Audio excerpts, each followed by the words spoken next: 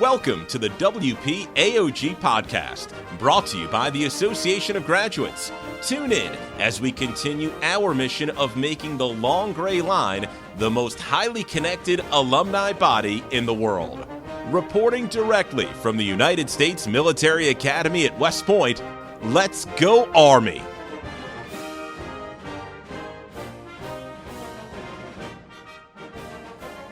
Welcome to episode 4 of the WPAOG podcast. I'm your host, Mike Lyons, from the proud to be class of 1983 and major giving officer at the Association of Graduates. This month's episode is all about servant leadership. We're lucky enough to have Lieutenant Colonel Andrea Peters, class of 2002, moderate both of the following interviews that touch on leading a life of selfless service. First, we had the pleasure of speaking with current USMA First Captain Cadet Holland Pratt to learn how the Corps of Cadets continue to build leaders of character while helping to serve others. And finally, we had the privilege of sitting down with the current CEO of the Pat Tillman Foundation, Dan Futrell. He visited us to explain Pat Tillman's story and how it translated into all the great work their non-for-profit does for service members. Let's jump right into our first interview with Cadet Holland Pratt. All right. Well, thank you so much for being with us today. My name is Lieutenant Colonel Andrea Peters, or Dr. Peters in some spaces, as I'm an industrial engineer and I studied human factors for my PhD, and that was at the University of Miami. And so I teach here at USMA in Behavioral Sciences and Leadership.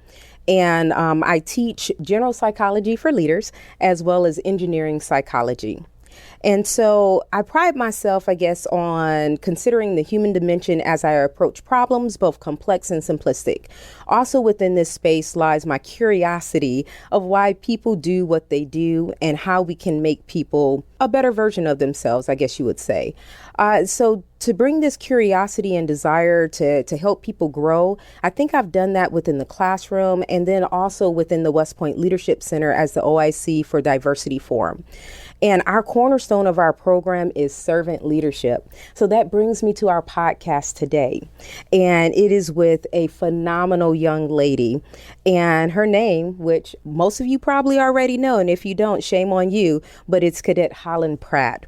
And she is the United States Military Academy's first captain who has a heart for people and leadership, thus making her a big proponent for servant leadership. For those who don't know, Holland is from Spokane, Washington, and is a military history major with a focus in Middle Eastern studies. So welcome, Holland. Thank you so much for having me, ma'am. Absolutely. I am ecstatic myself about this interview, so I hope you are too. So Holland, thank you for being with us today. And if you don't mind, could you tell us a little bit about your family, maybe your background? Absolutely, ma'am. So like you said, I'm from Spokane, Washington. I grew up there with both my parents, my mom and dad. My mom is a special education assistant, and she also ran her own preschool program for a couple of years.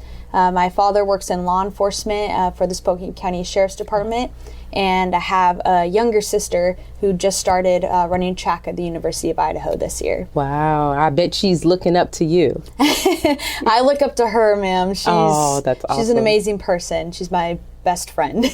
So what I just heard with your family dynamics, both mom and dad are in this realm of service. Yes, ma'am. Yes. Can you tell me a little bit more about that? Like, how did that affect you as a young person? They always inspired me growing up, ma'am. Everything they did was focused around how do we help other people? How do we treat other people? And I think especially as a little girl, that was super powerful because it's all I ever knew. I just would go home and their stories were encompassed around serving other people or even understanding circumstances or experiences that a lot of people don't get exposed to. I think my dad's profession in law enforcement really opened my eyes to the bigger picture that there was a world outside the four walls, outside my neighborhood, where people were actively suffering, people were actively being hurt, and that there were problems to solve in this world. And both of them just paved that way for me to have this curiosity that life could be better because there were people to go help. So definitely inspired me in a lot of ways. That's awesome. So did you find yourself in high school maybe doing some extracurricular activities or some volunteering during that time frame? Can you talk to us about that a little bit? Yes, ma'am. So we have in my high school a leadership program at Central Valley High School is the high school I went to. And the program is phenomenal. You would actually start off as a sophomore in kind of a developmental class. So you weren't necessarily a leader in the program, but you were shadowing upperclassmen and really learning to understand the program and what the leadership program did there. And it was all geared around creating this sense of belonging at Central Valley High School. And I remember it was preached in every single dynamic of what we did. Every morning there were door greeters.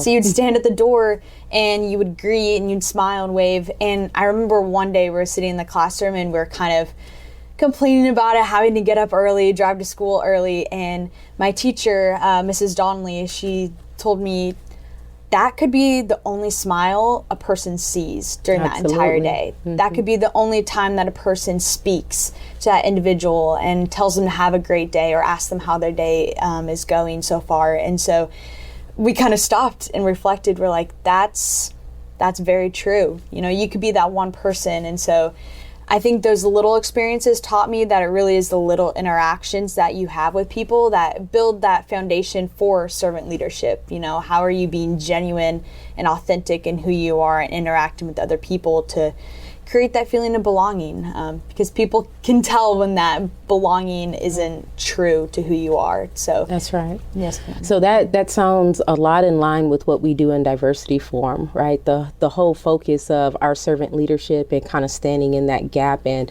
providing that sense of belonging, but also with how you spoke about, you know, you came into the program and you weren't immediately thrust into a leadership position, but you kind of did, as we say in the military, OJTing, right? So on the job training. And that's definitely what we do as well. So anyone coming in gets to work under a upperclassman and kind of learn the ropes and then get into that space. So kind of just growing those people in that character and that personality that you want to kind of infuse that organization. So that's awesome. That's awesome. And it helps me know that Diversity Forum isn't too far off. So thank you for confirming that. Yes, ma'am. All right. So good. So I know you are a history major as well. And I know you have some family stories that touch pretty deep with you. So can you kind of talk to us about those family stories and then why you chose to be a history major here? Absolutely, ma'am. I grew up extremely close to my grandparents, and my grandmother, my grandma Marion, is an immigrant from Germany. She came here at age 17, and she always shared her stories of growing up in post-World War II Germany. She was the daughter of a French man and a German woman, and the French man was actually sent to a concentration camp when their relationship was discovered. Wasn't part of the bred Aryan race and that they claimed existed at the time. And so he was sent to a concentration camp, and a few months later my grandmother was born. So she never got to know her father. And she grew up in poverty, and they would live in the basements of bombed out buildings. She shared with us once that a horse would die on the streets and people would fight over the body for the meat off of it. But there was one story that she always shared that had, you know, happy tone to it. One day they were in the village and one of the members ran into it, and he was panicking. He was like, the Soviet army's approaching, we need to hide, because at that time they were known to rape and pillage and destroy. And so the whole village went and hid under this bridge. And a few minutes later, another individual ran around the corner and he said, it's okay, it's the Americans. And my grandma said they loved the American army because they would come through and give them food and blankets and chocolate.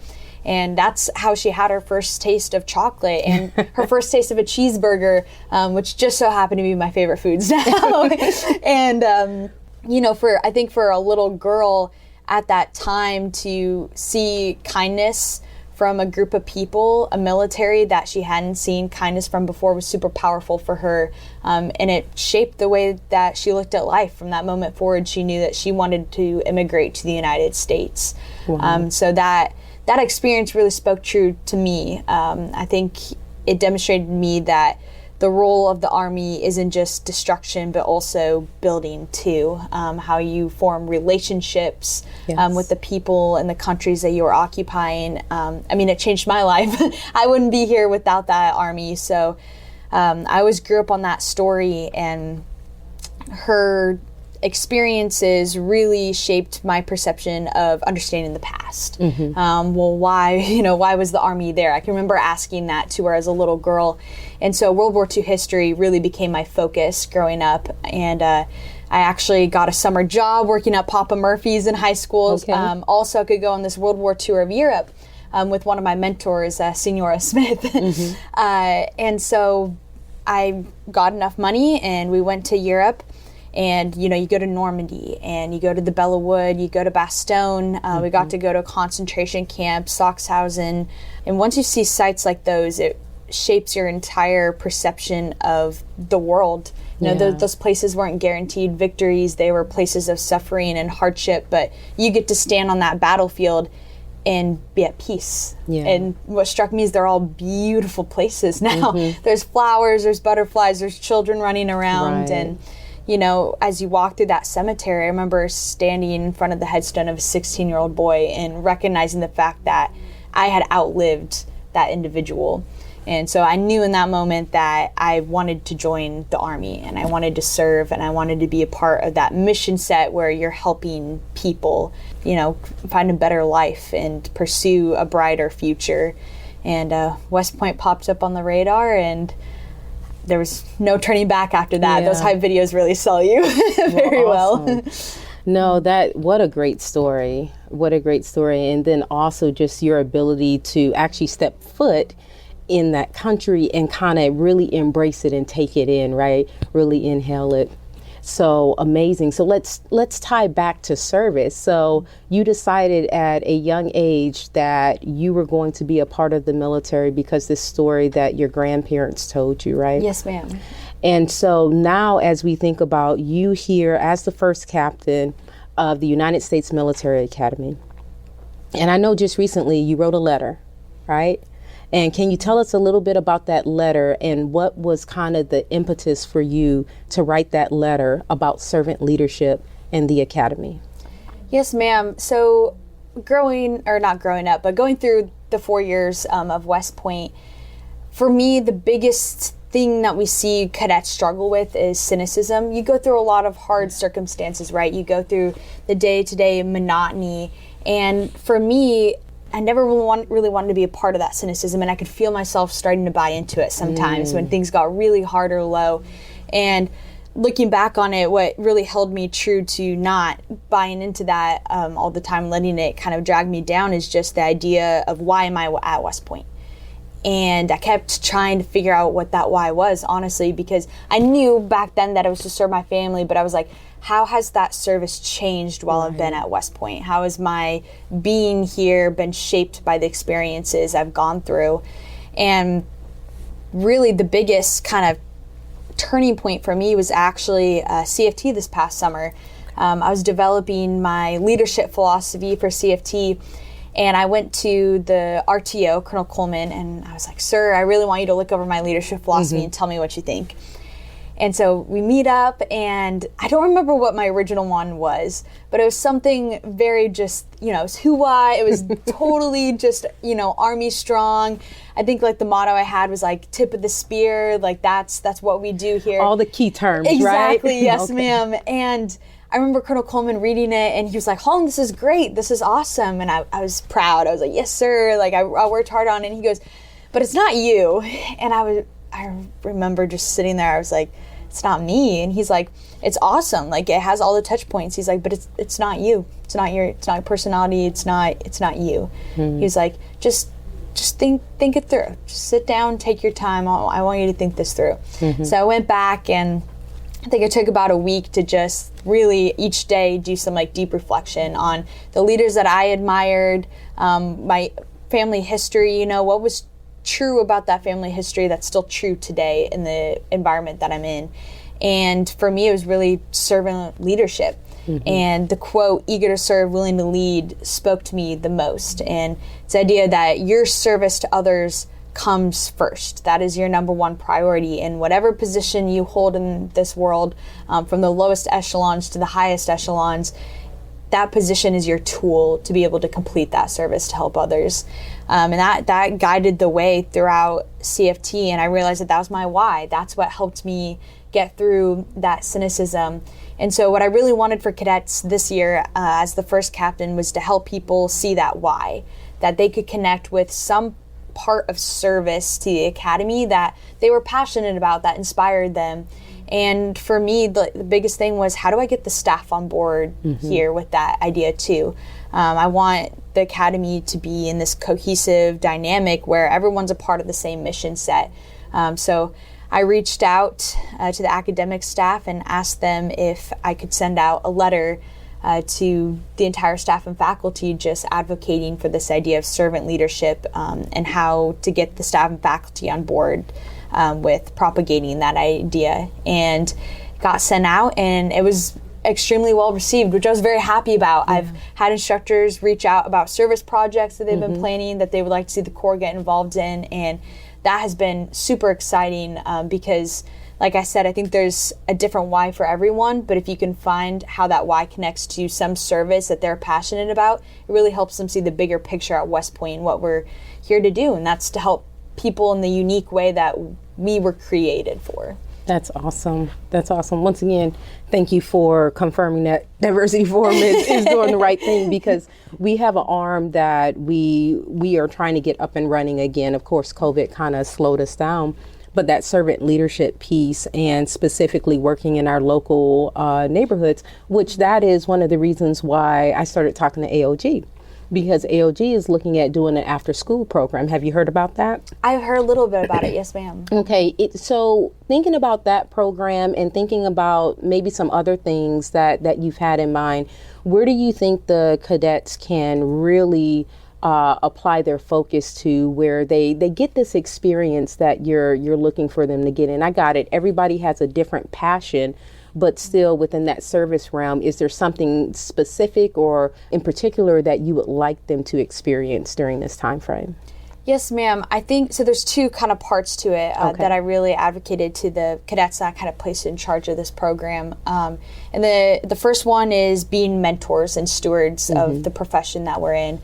So when you're going out there, helping people to see that the Army is there to help them, and that it's a path for them too, if they want it to be. Right. And I think... But not out there recruiting, exactly, right? Yes, ma'am. Not recruiting, but helping people see that if they're passionate about something, like, they can't accomplish it. Doesn't matter where you're from, what your background is. You know, there's people out there that are able to help you get to where you want to be. And so that mentorship piece, I think, the cadets being able to advocate for that and help people see other paths that maybe they didn't see before, I think that's a really big piece. And the second part of it is just exposure for cadets. Everyone comes from different backgrounds. Not everyone has the same experiences. So being able to introduce people to new experiences and new backgrounds that they didn't necessarily see before, I think is super important, because that ties into the cohesive teams that we talk about and the belonging we talk about, understanding where people come from. And that's really hard to visualize if you don't see it with your own eyes. Right. So I think people getting out into areas that they haven't been before, being involved in projects that they wouldn't necessarily have gotten involved in if they hadn't been exposed to it, helps them understand those different backgrounds and perceptions. And that starts conversations that lead to some really other cool avenues, like problem solving and figuring out how we as a Corps can come closer together as well. No, that's amazing. And that makes me think about empathetic curiosity, right? And really being able to ask those questions, or at least be in that space to observe and help you understand those cultures that are outside of your own. Yeah, that's powerful. Are you thinking too about possibly doing a reflection piece on the backside of the service, or kind of what were you thinking about? Yes, ma'am. So actually, I was on a character panel yesterday, and we're talking about the importance of reflection, because a lot of the times we talk about, inciting that passion and then the development that happens, but the reflection piece is always the one that people often miss out on when they go through helping develop character in people. And I think, if you go through an experience that changes you, but you don't reflect on it, that change is lost.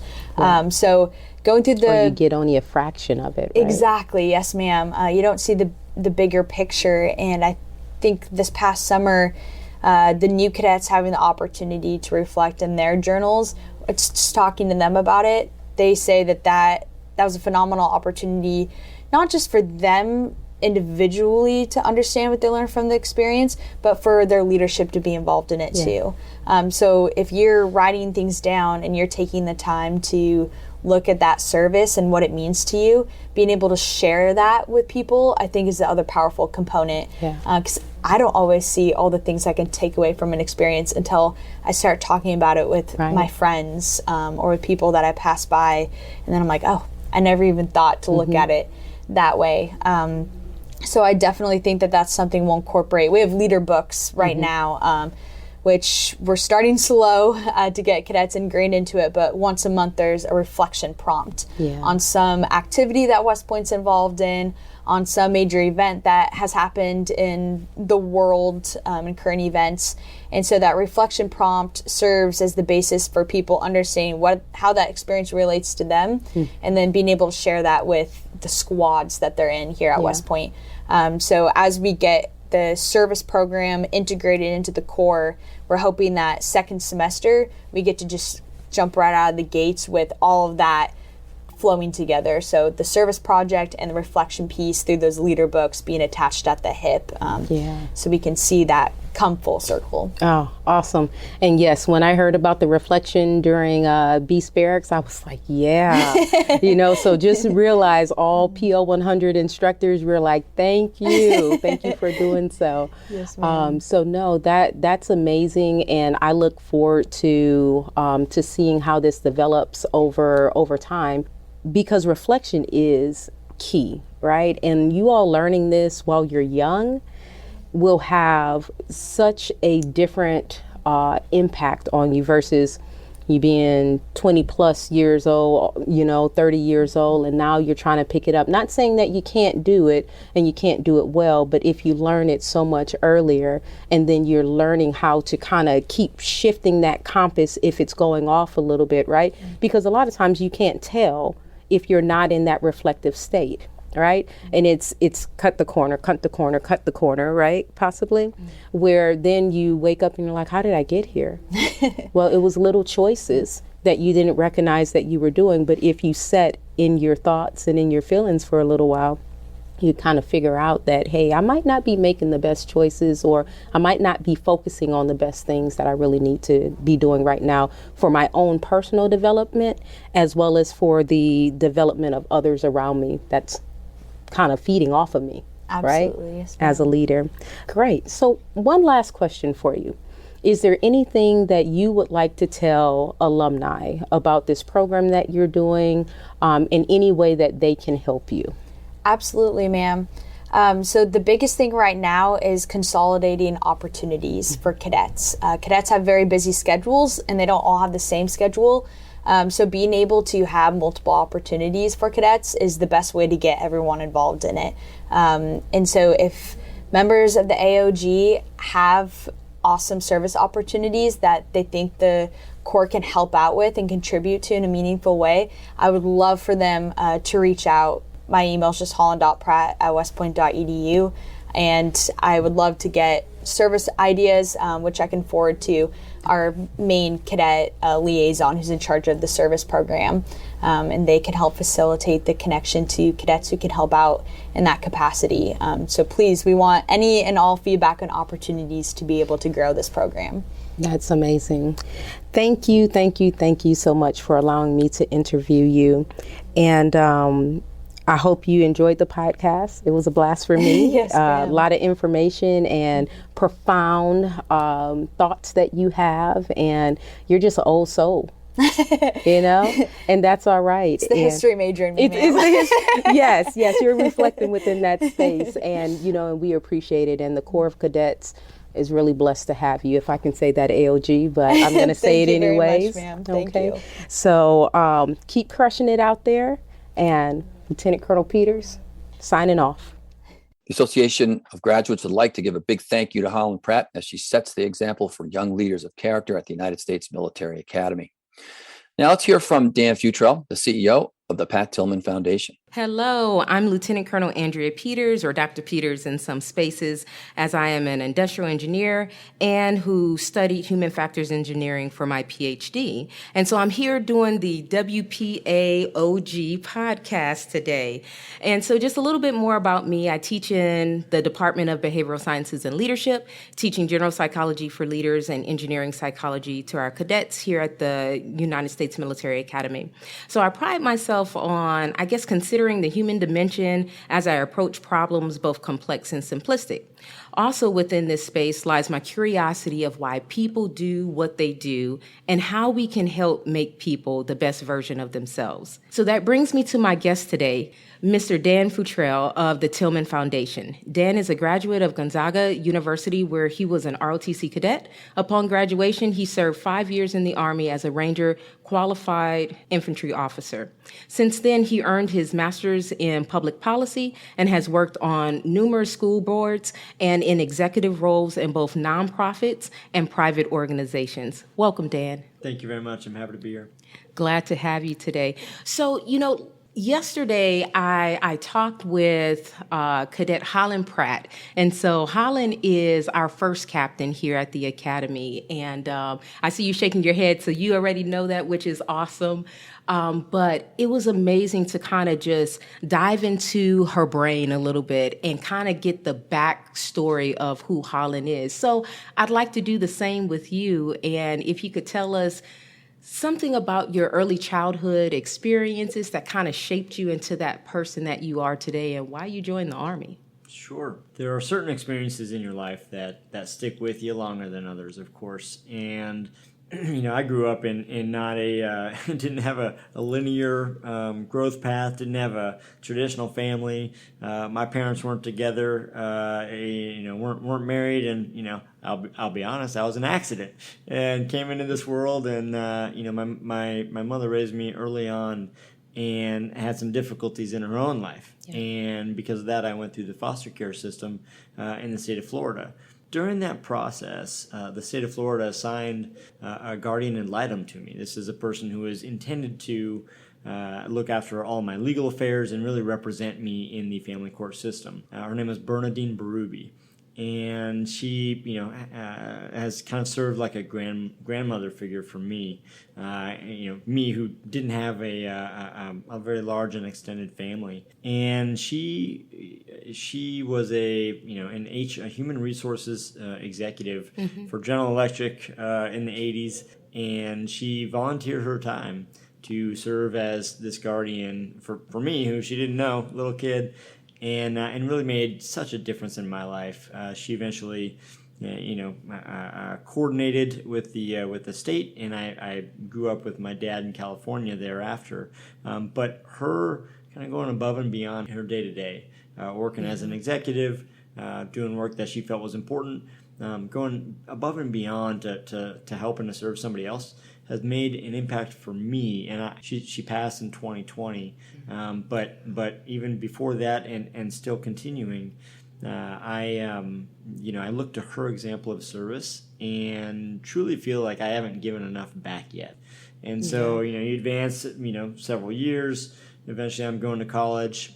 I don't have a way to pay for it. This is pre 9/11. And I was supported by the Army to go to college. I otherwise would not have been able to go to Gonzaga University. Right. And so joining the Army was a way for me to scratch that itch of service a little bit. It also was a way for me to invest in myself through education. All right.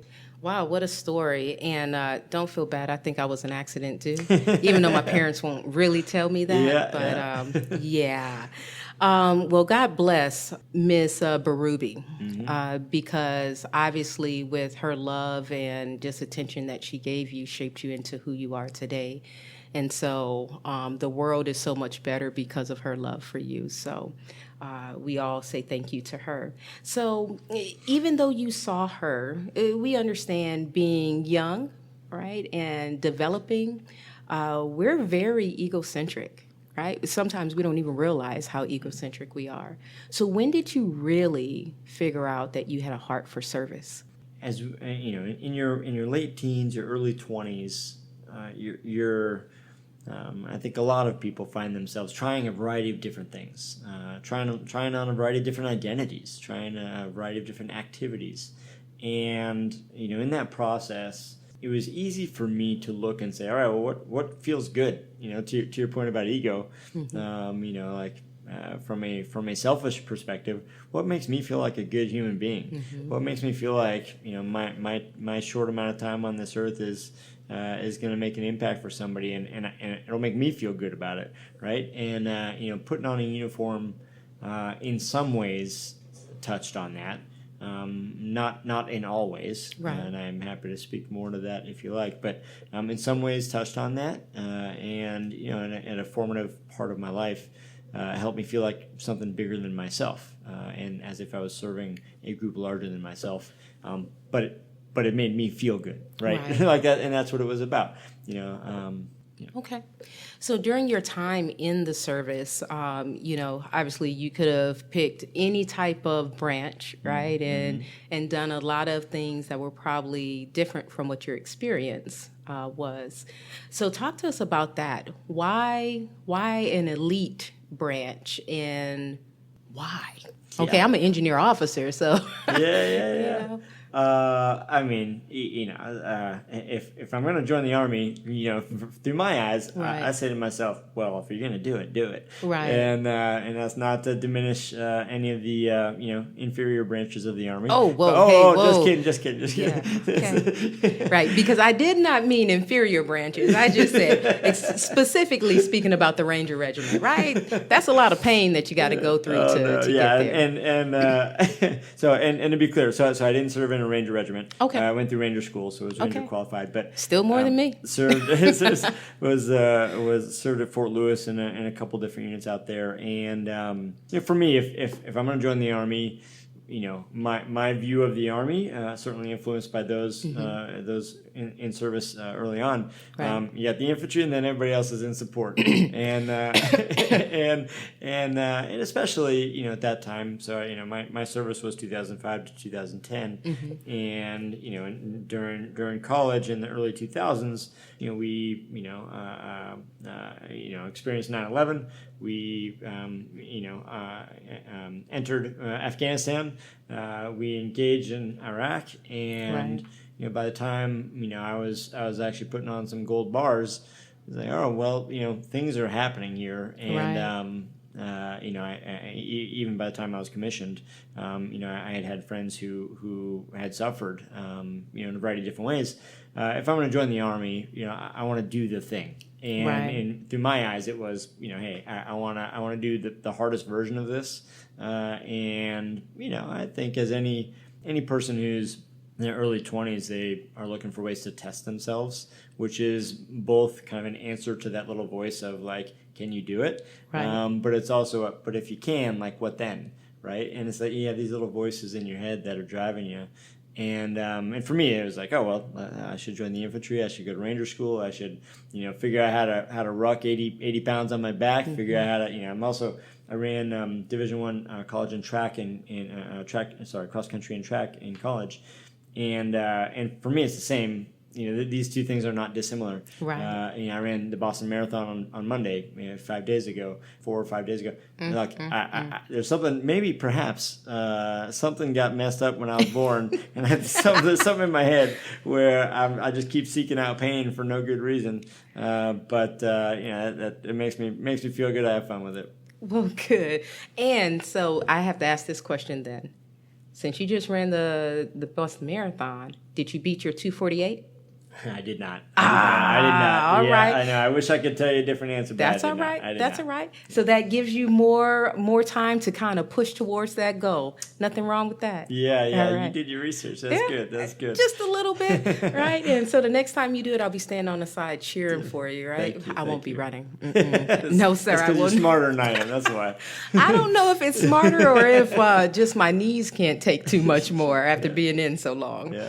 But no, that's amazing. So as we think about your service in the military, and obviously within that space, there was something shifting within you too. How did you know prior to getting out of the service that you wanted to pursue public policy and possibly work within these realms of, on school boards and stuff like that? Did you know that, or how did you find that for yourself? Yeah, so I did not know that. Well, before getting out, I didn't know what the path was going to be. And just kind of the brief, I served as a platoon leader, 15 months in Baghdad, served as a company commander back home for an anti-tank company, and then served as an aide-de-camp to a one-star in First Corps, and deployed for 12 months. And so on that second deployment, I looking ahead from 2009-10, I saw ahead of me a cycle of 18 months at home, 12 months deployed, 18 months at home, 6 Right. months in Benning, 18 months, 18 months at home, 12 months deployed. And a lot of my peers have stayed on that path. And, cheers to them. Cheers to everybody who has done that. For me and where I was at that point in my life, I chose not to do that. And so leaving the military and going to grad school, for me, was a little bit of a way to do something without knowing what I'm doing. Okay. So, on that second deployment, I would apply to business and public policy programs and, put up a decent amount of applications. And my thought at the time was that, I would study both. I'm interested in the way the world works and the way our national institutions work together to create the reality that I live in, have benefited from, perhaps have suffered from in a variety of ways, whatever. On the business side, there is the business of leadership, of management, of organizations, I think is important, and I thought that there was something for me to gain there. Ultimately, the way the school situation worked out, I eventually chose not to combine those two degrees and did just one in public policy. But it was during that time that, looking ahead and being in a community that was supportive and was also in transition. Yeah. So my classmates at the Kennedy School, 10% of them were military. Okay. Which out of 250. We had a very strong little community, and we were all going through the same thing, which was kind of nice. I did not at that time think that I wanted to serve on a school board, but I had a colleague of mine who recommended that I apply for a job at a nonprofit. Made a connection for me, and ultimately that played out. I started working at Year Up. But going in, into the military, while in grad school, I didn't really have a concept of what nonprofits were or how they worked. Right. Even today, I'll get questions like, "Oh, you work for a nonprofit? That's it? Like, do you get paid? Like, do they pay you? Right. Like, how does that work?" And I was like, no, yeah, like this is an organization. Nonprofit only means that nobody owns the organization. Right. It means that if we earn more than we spend, then all of that money has to go back to our mission. Like that, I in my role, I still call that profit. Right. It just, I mandated what I can do with that. It's not going to go into somebody's pocket. But yeah, so, I had a lot to learn at that time. Yeah. Okay. Well, what I keep hearing is these different touch points in your life where you have seen people serving others, servant leadership, right? Selfless service, however we want to call it. And then you just made a statement about the reason why you looked at the disciplines you did was because that creation of the reality that you lived in. And so I guess that leads me to the next question, the Tillman Foundation. Yeah. So why did you decide, after working in executive roles, both in the private sector, which I'm sure you were making tons of money there. Also, touching on the nonprofits, of course, the school boards, and kind of getting that, I guess, that satisfaction of being within that space. Mm-hmm. Why the Tillman Foundation? Sure. I'll say this only because you referenced making tons of money in the private roles. I'll say this: there is a perception out there that nonprofits, like if you choose to work in a nonprofit, you are also choosing to earn less than your peers. Mm-hmm. In a lot of situations, that can be true. What I will say though is, we at the Pat Tillman Foundation and I think any nonprofit who truly cares about their mission and cares about the team that they want to attract to serve that mission, you have to pay competitive wages, right? You got to pay competitive pay to make that work for people who are trying to serve, but also trying to live, right? That's right. It's not an excuse just because you call yourself a nonprofit to not pay people what they're worth. Exactly. So I'll say that, but to your question, why the Pat Tillman Foundation? So the foundation supported my education after my transition out of the Army, and as a Tillman Scholar in our third class of Tillman Scholars in 2011. And for me at that time, I really have two kind of answers to your question. And tell us too, how did you find out about the Pat Tillman Foundation and that scholarship that was available for you? Yeah. I found out through one of my classmates. Actually, it was perhaps accidental. One of my classmates, a Marine officer, had applied and been selected in the second class in 2010.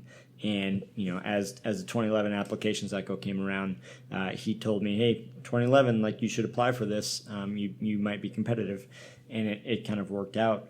But while in school, if I found this particularly true in grad school, and so perhaps some West Point alumni have had the same experience.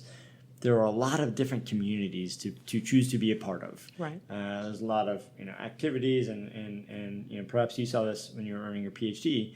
There's a lot of different threads you can pull and choose to lean in some places, and some places not. Right. And for me, it looked like my visual is. What do they call it? A cornucopia? It's a buffet table, right? It's like, you could have some grapes, you could have some honeydew, you could have some strawberries, you could have some, some brisket, whatever. And I took a bite of all the things, and then at the end of it, it's like, oh well, which communities have I touched on that feel close to me? Right. That feel like people that I want to be my people.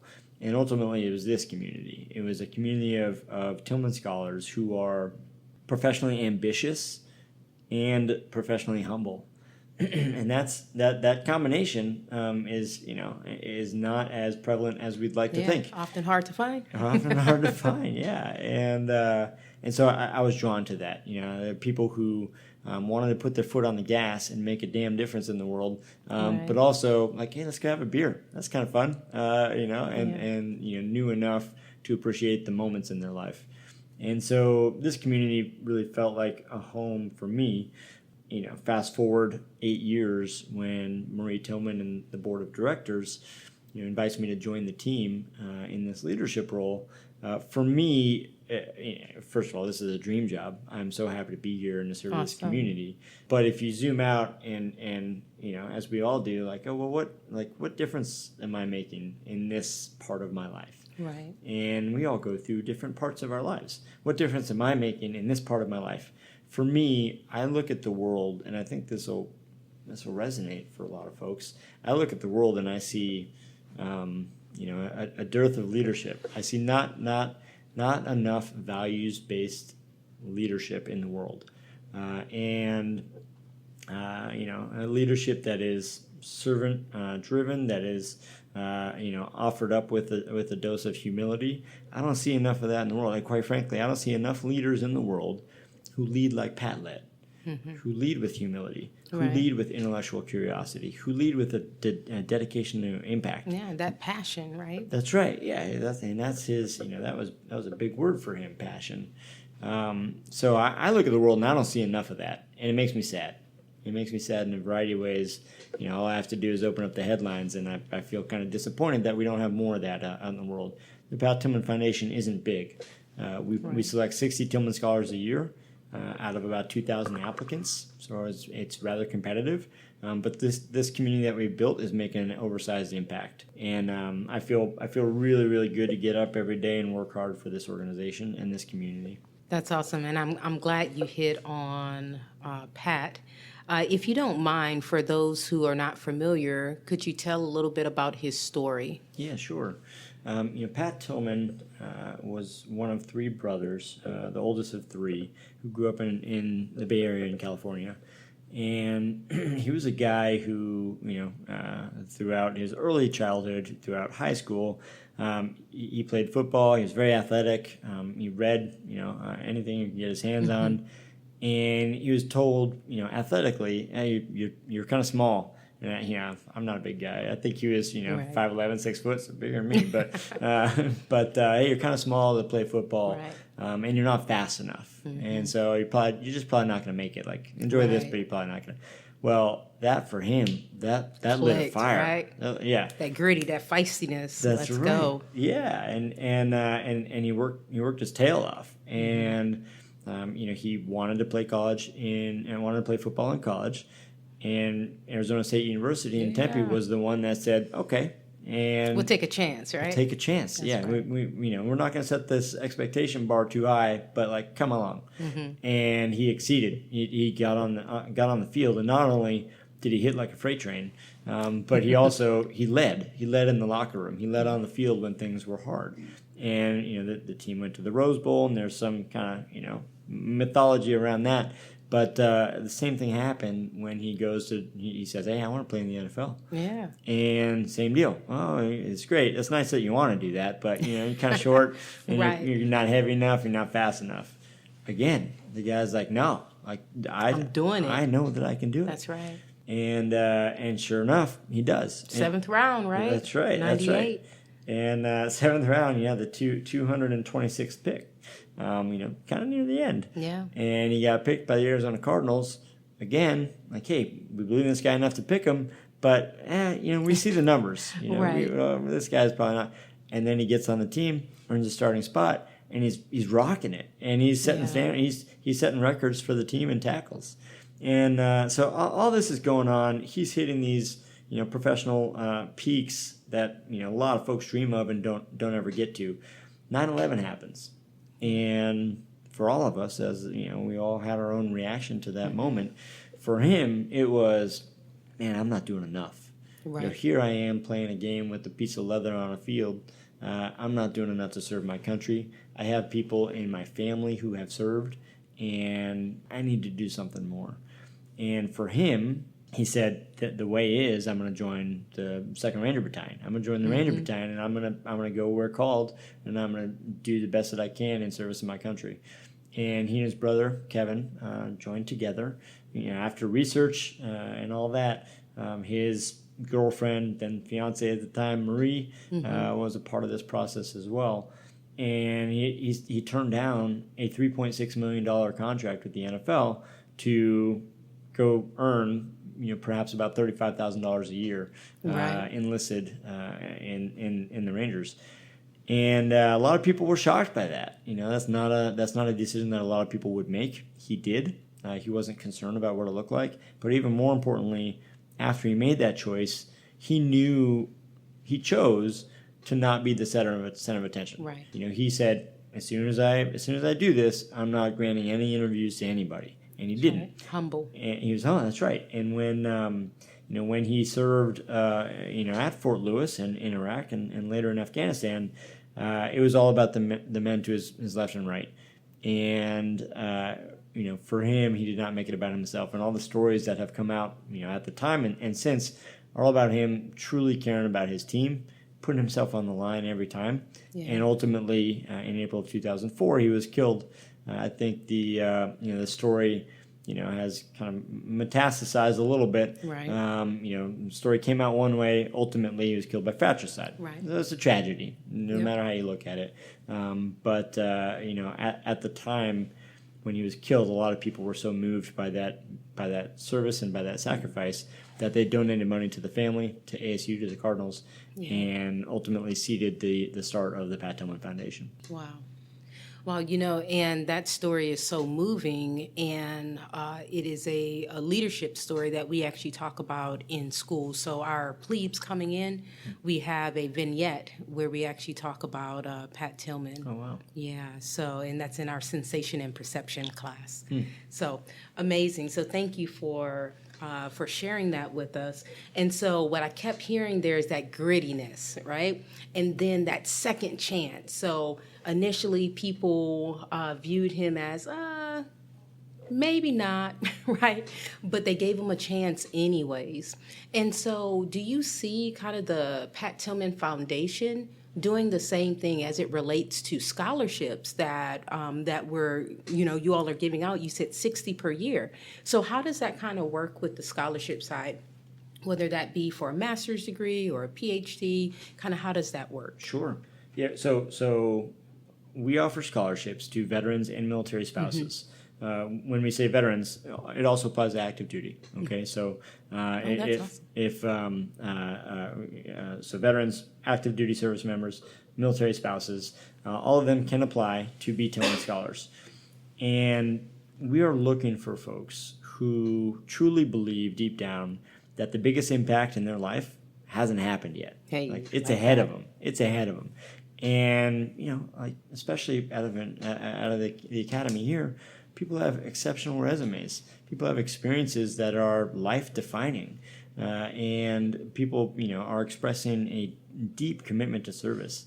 And yet, we're looking for people who are saying to themselves, who are saying to others, in the same way that Pat did, the biggest thing that I'm going to do in my life, it hasn't happened yet. So I gotta keep working hard.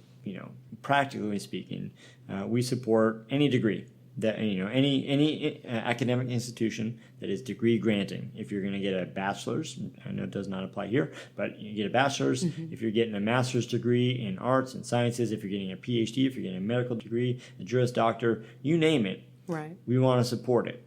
So long as this is the thing that's going to help you make that impact. If this is, and tell us why. Tell us what is the impact you want to have, and how does this get you there. Our application process is open during the month of February, so I encourage anybody to apply, February 1 to February 28, except in a leap year. And we go through our application process in the months, our selection process in the months thereafter.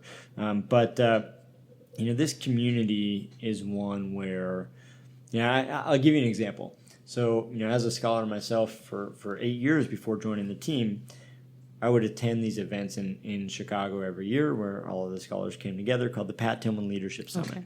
And at this event, scholars would get on stage and sit on a panel and talk about their work, and they were doing amazing work. We have scholars over the last 3 months who have burned the candle down to the end of the wick trying to get people out of Afghanistan.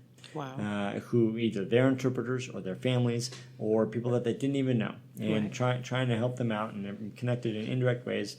We're working there, working really hard to get people out. We have people during Tillman Scholars during COVID who are physicians on the front lines in ICUs. We have Tillman Scholars who are working on supply chain issues early on in the pandemic. We have scholars who are driving community-level conversations on racial justice and inequality in this country. Wherever there is a major issue that is affecting all of us, Tillman Scholars are working on it. And so we're looking for people who have that kind of ambition, and their experience suggests that, hey, they can actually do this big thing that they want to do. Wow. You know what?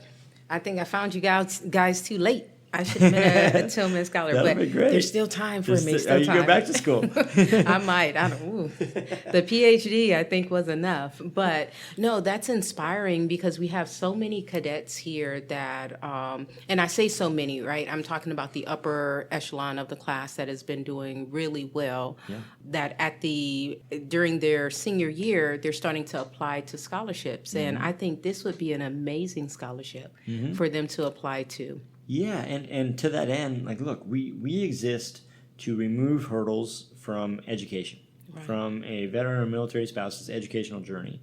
And so if there's a West Point graduate who, has earned an opportunity to graduate from West Point and go on and get, a public policy degree, for example, and is looking for funding, let's talk. Right. Let's talk in February. Just fill out that application and get it done. We would love to support that sort of thing. Oh, yeah. And then I guess I think about our alumni, right, that's out here too. And not everybody is in that population that I just spoke about, was in the top of their class. But, maybe they still have that desire to impact in places and spaces that they haven't been able to reach. Yeah.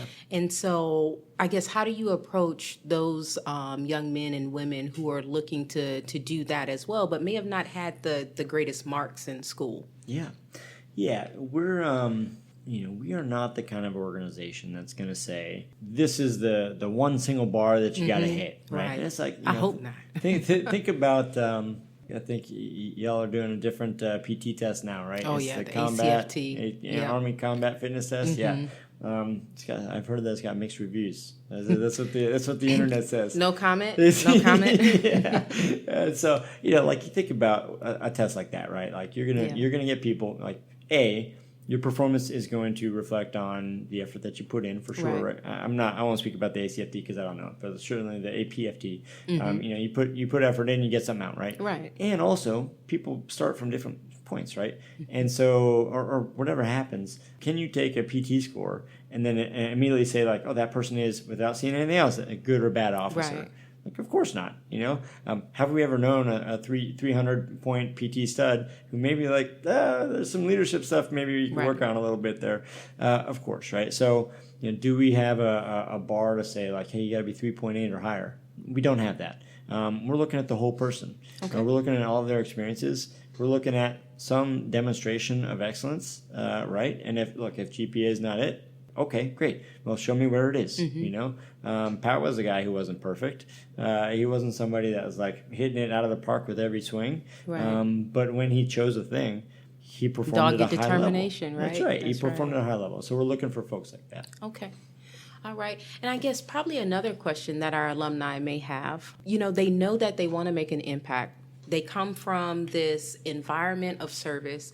They take off their boots, right? And then they decide that they're going to be a civilian, but they're struggling with what does that really mean for them because they still have that heart for service.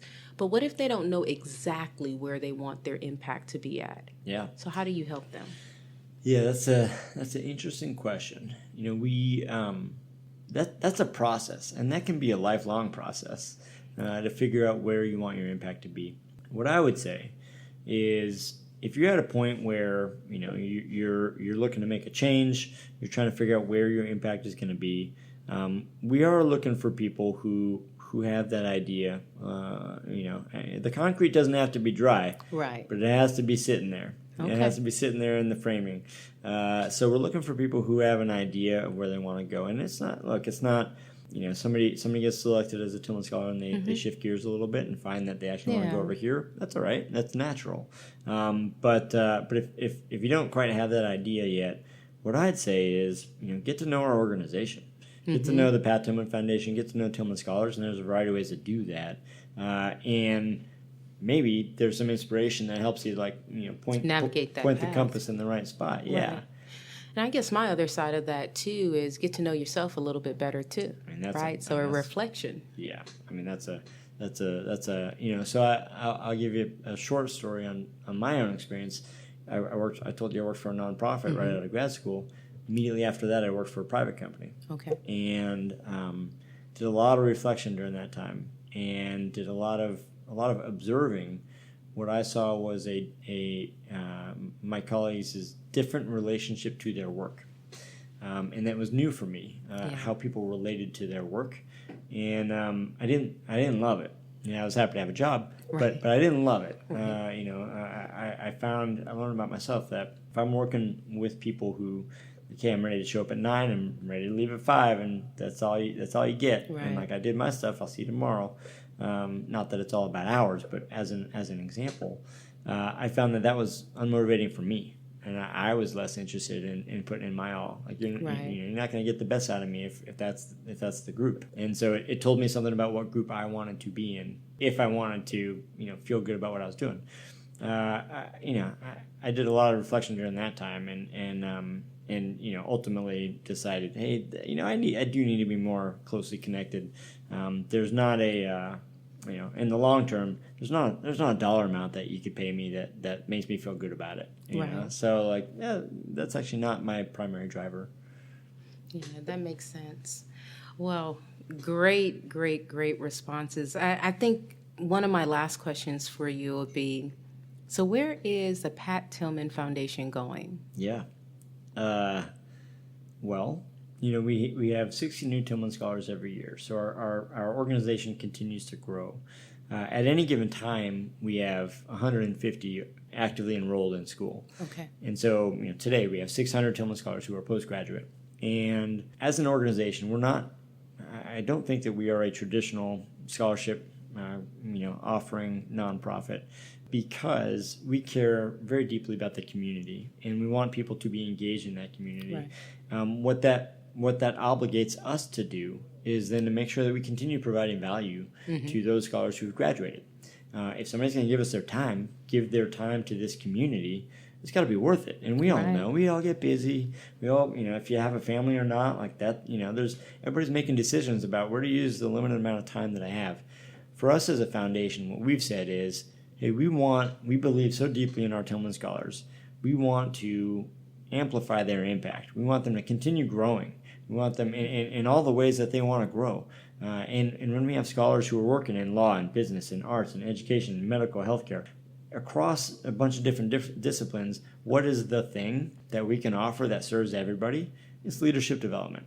Nice. If we are truly committed to lifelong learning, we can keep learning and growing our leadership skills. That's right. So we right now are beginning to offer leadership development training for our Tillman Scholars, and ultimately want to offer that outside of our scholar community. Okay. We 60 Tillman Scholars. Our community is small, and I think they have an outsized impact. Mm-hmm. We also think there's a role for us to play to offer our values-based version of leadership to more people than just our Tillman Scholars. And we're working on some plans to make that a reality in the future. Oh, yeah. So, USMA, that probably will ring very close to the hearts of many people here, right? Because our focus is leadership, and not just any type of leadership, but leadership of character, right? Yeah. And so I definitely appreciate your time today, your just candidness, and really your relaxation. Right. So it was nice just to kind of have a conversation with you and to really understand what Pat Tillman Foundation is all about and where you guys are going. And I'm sure there's plenty of alumni out there and even cadets. They'll probably listen to this and they'll say, oh, hey, I need to look at that. That's probably something that I want to get involved with later on as well. So thank you from the bottom of my heart for coming, and thank you on behalf of the WPAOG podcast. Dan, any last words? Listen, I hope that there are some 2022 and 2023 Tillman Scholars listening to this. Mm-hmm. Please apply in February. I also hope there are some 2029 and 2030 Tillman Scholars listening to this podcast as well. So thank you so much for this time. Yep, no problem. Lieutenant Colonel Peters signing off. Thank you very much, Dan, for visiting the AOG and inspiring all of us to serve others throughout the world. For more information on becoming a Pat Tillman Scholar, please visit pattillmanfoundation.org and apply in February of 2022. And once again, thank you for listening to the WPAOG podcast, which is available to stream online directly to your mobile device now on Amazon Audible, Google Podcasts, and iHeartRadio. Just search WPAOG Podcast online and subscribe to the show for notifications on new monthly episodes. If you'd like to contribute to some content, please email initiatives@wpaog.org. And go Army and beat Air Force.